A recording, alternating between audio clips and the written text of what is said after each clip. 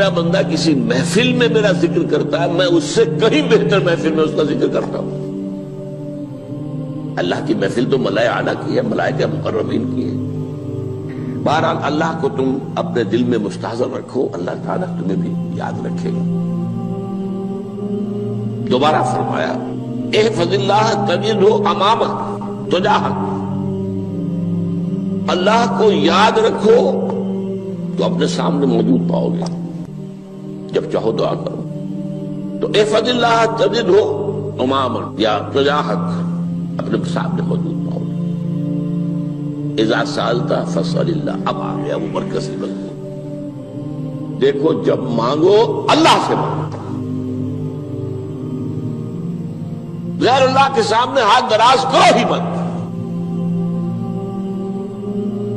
ایک حدیث میں آتا یعنی حرام نہیں ہے، دنیاوی قواعد اصول قوانین کے تحت کسی سے مدد چاہنا، کوئی سوال کرنا حرام نہیں ہے۔ آپ سوال کریں، مدد لیں، اسی پر دنیا قائم ہے، ایک دوسرے کے ساتھ تعاون کے ساتھ۔ لیکن اونچا مقام کیا ہے؟ کسی سے سوال مت کرو سوائے اللہ، یہاں تک کہ جوتے باندھنے کا تسمہ تمہیں درکار ہے تو بھی کسی سے مت مانگو، اللہ سے مانگو۔ کیا پتہ اللہ کس کے دل میں ڈال دے اور وہ آ کے تمہیں تسمہ پیش کر دے۔ ہوتا ہے ایسا، بس اوقات ہوتا ہے۔ جو اللہ کے ساتھ لو لگا کر رکھنے والے ہیں ان کے تو ایسے واقعات ہوتے ہیں کہ دل میں ایک بات آئی اور اس کے بعد وہی بات جو ہے وہ کوئی شخص آ گیا اور اس نے وہ بات پوری کر دی۔ کیونکہ لوگوں کے دل جو ہے وہ تو اللہ کے دو انگلیوں کے مابین جو چاہتا پھیر دیتا ہے۔ کیا پتہ اللہ کسی فرشتے کو انسانی شکل میں بھیج دے، آتا ہے فرشتہ آتا ہے انسانی شکل میں آتا ہے، آپ کی تکلیف کو رفع کر دے، آپ کی ضرورت کو پورا کر دے، اسی سے مانگو، کسی اور سے مانگو۔ یہ ہے توحید کا لب لباب۔ یوں سمجھیے اسلام کی جڑ کیا ہے؟ ایمان۔ اسلام کا جو خارجی نظام عمل ہے، انفرادی اعمال ہو اجتماعی ہو، ان سب کی روح رواں کیا ہے؟ ایمان۔ ٹھیک، ایک بات ہو گئی۔ ایمان کا خلاصہ لب لباب کیا ہے؟ ایمان باللہ۔ ویسے ایمان بالآخرہ بھی ہے، ایمان بالملائکہ ہے، ایمان بالانبیاء ہے، ایمان بالرسل ہے، ایمان بالکتب ہے، ایمان بالقدر ہے، لیکن اصل ایمان، اسی لیے ایمان مجمل میں آپ کو معلوم ہے کسی اور چیز کا ذکر نہیں۔ آمنت باللہ کما ہوا باسمائہ وصفاتہ وقبلت جمیع احکامہ اقرار باللسان وتصدیق بالقلب، یہ ایمان مجمل ہے۔ اجمالی طور پر ایمان اس کا نام ہے، ہاں مفصل تفصیلی طور پر آمنت باللہ وملائکتہ وکتبہ ورسلہ والیوم الآخر والقدر خیرہ وشرہ من اللہ تعالی۔ تو اسلام کی جڑ ایمان، اور اسلام کا سارا جو نظام عمل ہے، چاہے انفرادی اعمال ہو چاہے اجتماعی، ان سب کی روح رواں ایمان، اور ایمان کا خلاصہ ایمان باللہ۔ اور ایمان باللہ کا اصل حاصل وہ ہے جو اس حدیث میں آ رہا ہے۔ اس کے دو ہیں تقاضے، عبادت صرف اسی کی، استعانت صرف اسی سے۔ اس لیے میں نے سورہ فاتحہ کا تذکرہ شروع میں کیا۔ یہ عبادت کا جوہر ہے، عبادت کا جو ہے یہ ایمان کا حاصل، عبادت صرف اس کی ہے اور استعانت صرف اس سے۔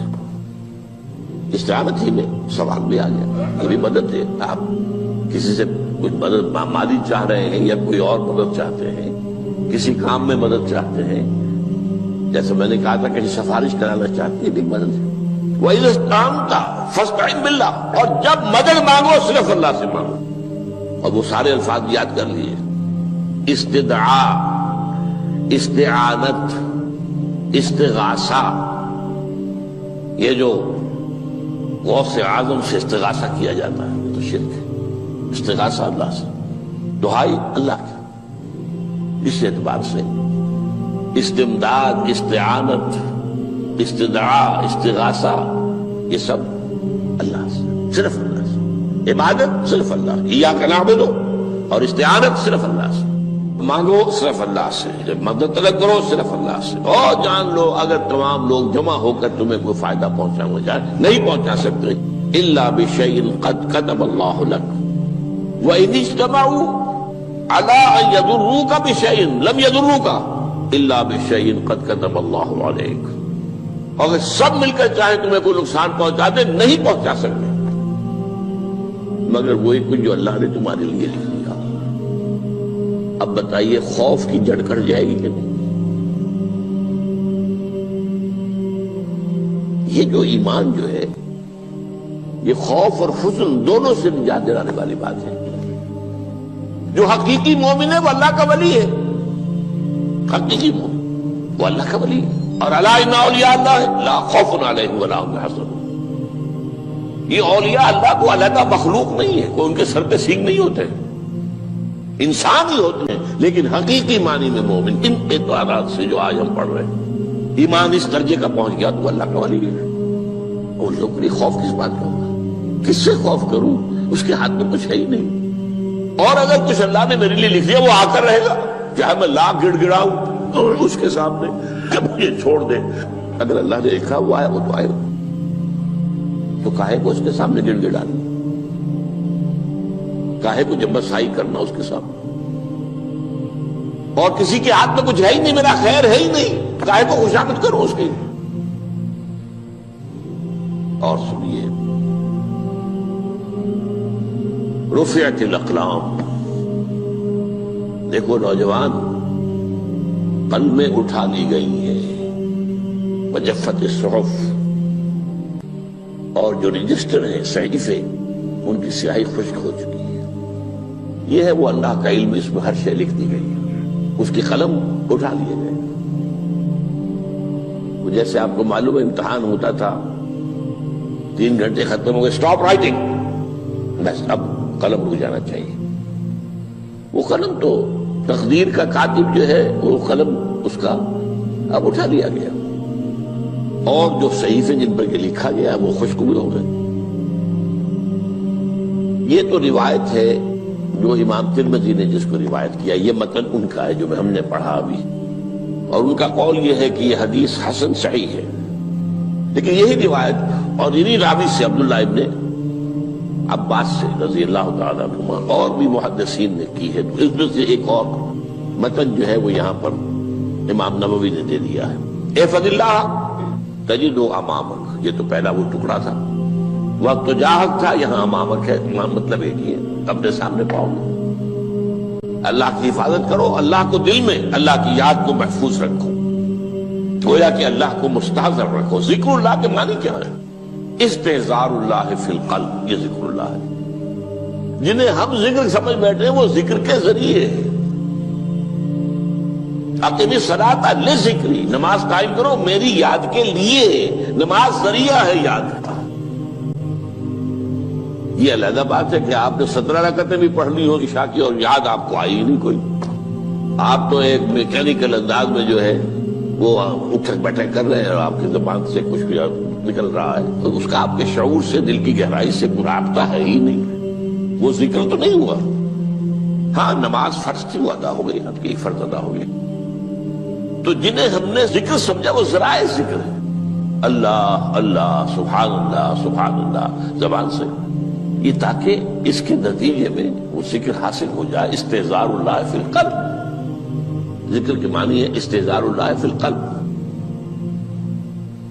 تعرف الی اللہ فی الرخاء. اور دیکھو کشادگی کے وقت میں تم اللہ کو یاد رکھو، اللہ کی طرف رجوع کیے رہو، بھول نہ جاؤ. وہ نہ ہو جو کبھی کہا تھا، بہادر شاہ ظفر کے اشعار میں سے بہت زور کا شعر ہے. ظفر آدمی اس کو نہ جانیے چاہے کتنا ہی ہو فام زکا، جسے عیش میں یاد خدا نہ رہی، جسے تیش میں خوف خدا نہ رہا. وہ ہے کشادگی کی حالت میں، جبکہ تمہارے لیے کشادگی ہے، اللہ کی طرف رجوع کیے رکھو. یعرف کا فی الشدہ، تو اللہ اپنی توجہ تم پر رکھے گا شدت کے وقت میں. تمہیں کوئی تکلیف ہے اس تکلیف کو تم پر آسان کر دے گا. تکلیف تو آنی ہے، جو لکھی ہوئی ہے وہ تو آئے گی، لیکن یہ کہ اللہ تعالیٰ اس کی شدت کو ایک ہی چیز ہے جس کو ایک انسان بہت شدت کے ساتھ محسوس کر رہا ہے، دوسرا آدمی اتنا نہیں محسوس کر رہا ہے، احساس کا معاملہ ہوگا نا۔ وہ تو اصل میں اگر انسان کی نرز کٹی ہوئی ہے تو احساس ہوگا ہی نہیں، سر سے نہیں ہوگا۔ تو اس اعتبار سے اللہ تعالیٰ تمہارے لیے وہ شدت کی کمی کر دے گا۔ وَاعْلَمْ أَنَّمَا أَخْطَأَكَ لَمْ يَكُنْ لِيُصِيبَكَ، اور جان لو جو چیز تم سے چھوٹ گئی ہے، رہ گئی ہے، وہ ہرگز تمہیں ملنے والی نہیں تھی۔ اب آپ نے کسی ملازمت کے لیے درخواست دی ہے، درخواستیں مانگی گئی ہیں، اپنی سی محنت کر لی، نہیں ملی ملازمت، اب آپ بیٹھے ہوئے افسوس میں، رنج میں، غم میں، فلاں نے یہ کر دیا، فلاں نے یہ کر دیا، وہ فلاں جو ہے بڑی تکڑی سفارش لے آیا تھا، فلاں نے رشوت دے دی۔ چھوڑو میاں اس کو، وہ تمہارے لیے نہیں تھی۔ کاہے کو اپنے ذہن کے اندر یہ کھچڑی پکا رہے ہو بیٹھے ہوئے؟ خواہ آپ شاید سوء ظن میں بھی مبتلا ہو رہے ہو، کسی نے نہ رشوت دی اور آپ سمجھتے ہو کہ رشوت دی ہے اس نے۔ یہ ساری چیزیں جو ساری سیئات ان کی جڑ کٹ جائے گی۔ وَاعْلَمْ أَنَّمَا أَخْطَأَكَ لَمْ يَكُنْ لِيُصِيبَكَ وَمَا أَصَابَكَ، جو چیز تم پر آ گئی، لَمْ يَكُنْ لِيُخْطِئَكَ، ہو ہی نہیں سکتا تھا کہ وہ تم پر نہ آ۔ یہ کر لیتا تو ہو جاتا، شاید یہ کر لیتا، میں نے ٹیکا پہلے لگوا دیا ہوتا تو یہ بات نہ ہوتی۔ بھائی وہ جو ہونا تھا وہ ہونا تھا۔ اب یہ وہ چیز ہے جس سے انسان میں کیفیت پیدا ہوتی، تسلیم و رضا۔ ہم بھی تسلیم کی خو ڈالیں گے، بے نیازی تیری عادت ہی صحیح، اے اللہ جو تو نے چاہا مجھے قبول ہے۔ اسی لیے میں نے آپ کو آیتیں سنائی سورہ تغابن کی، ما اصاب من مصیبت الا باذن اللہ، کوئی مصیبت نہیں آتی مگر اللہ کے اذن سے۔ وَمَن یؤمن باللہ یہدی قلبہ، جو اللہ پر ایمان رکھتا ہو اللہ اس کے دل کو ہدایت دے دیتا ہے۔ ہدایت کس بات کی؟ تسلیم و رضا۔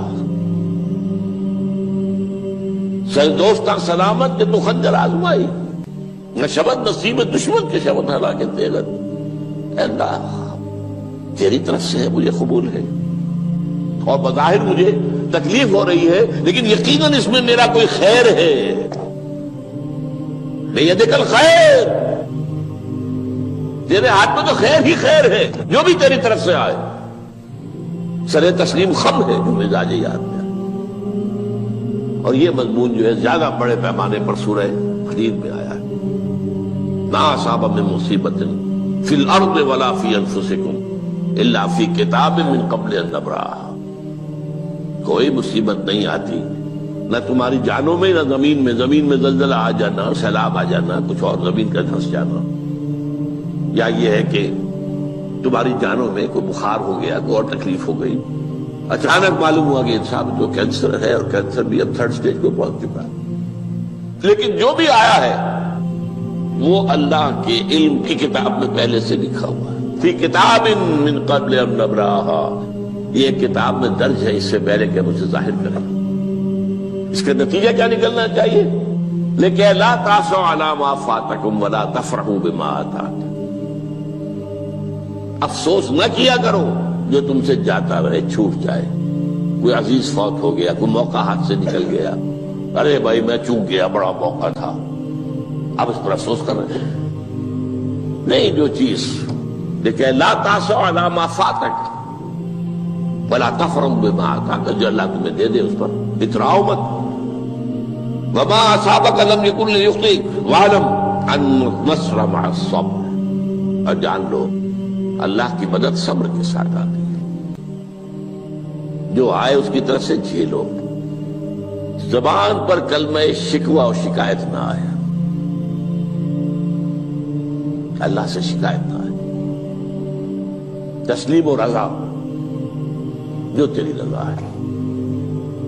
تیری صحت ہمیں منظور ہے لیکن اس کو، مولانا محمد علی جوہر ایک مرتبہ جیل میں گئے، ایک بیٹی بیمار ہوئی، فوت ہو گئی،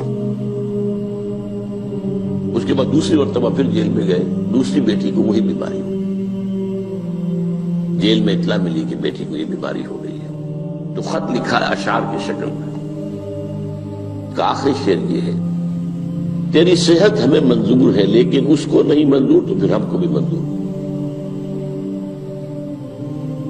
ہم تو چاہتے ہیں میں بیٹی کے تجھے شفا ہو جائے، اسے منظور نہیں تو پھر ہمیں بتا۔ وَاعْلَمْ أَنَّ النَّصْرَ مَعَ الصَّبْرِ وَأَنَّ الْفَرَجَ مَعَ الْكَرْبِ، فرج، فراخی، کھل جانا کسی چیز کا، یہ ہے کرب کے ساتھ، تکلیف کے ساتھ، تکلیف ہوتی ہے ساتھ۔ اللہ نے قانون بنایا ہے دنیا کا۔ اب آپ اندازہ کیجئے بچے کی ولادت میں ماں کو کتنی تکلیف اٹھانی پڑتی ہے۔ آج کل تو فیشن ہو گیا ہے، سیدھے سیدھے جاؤ آپریشن کراؤ، تکلیف سے بچ جاؤ، لیکن یہ ہے کہ یہ بھی آپ کے علم میں ہوگا، وہ ساری تکلیف جیسے ہی بچے کو لا کر ماں کے برابر لٹایا ہے، ساری تکلیف ختم، پھر جو راحت اس میں میسر آتی ہے۔ ان الفرج مع الکرب وان مع العسر یسرا، اسی لیے میں نے وہ آیتیں بھی پڑھی تھی، ان مع العسر یسرا، ان مع العسر یسرا۔ اس دنیا میں یہ اللہ نے نظام بنایا ہے، سختیاں جھیلنی ہی ہوں گی۔ لقد خلقنا الانسان فی کبد، ہم نے انسان کو پیدا کیا ہے مشقت کے اندر، مشقت تو کرنی پڑے گی۔ میرا دل برماہی نہیں آیا،